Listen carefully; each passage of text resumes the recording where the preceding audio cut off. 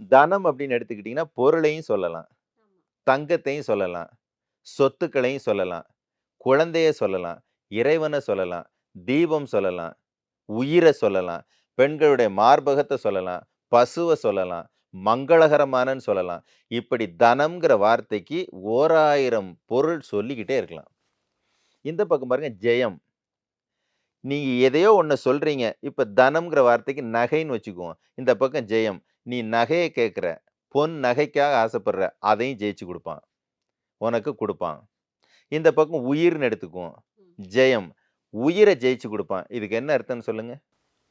நோய்கள்ல இருந்து விடுதலை. அப்படியெல்லாம் இல்ல. குழந்தை நீண்ட நெடுங்காலம் ஆ, உயிர உன்கிட்ட தக்க வச்சு ஆயுள். குடுப்பான்னு ஒரு அர்த்தம் வருது. ஓ! நான் யோசிச்சு பார்க்கிறேன். பளிச்சுன்னு இந்த வார்த்தையில இவ்வளவு பெரிய அர்த்தம் உள்ள எல்லாருக்கும் தெரியும்படியா இருக்கே. ஏன் இத யாரும் கவனிக்கல? அப்ப எல்லாரும் சொன்னாங்க, "இது 10வது காத்து தானே. இதுல என்ன அதிசயம் இருக்குது? 10ல இது 1."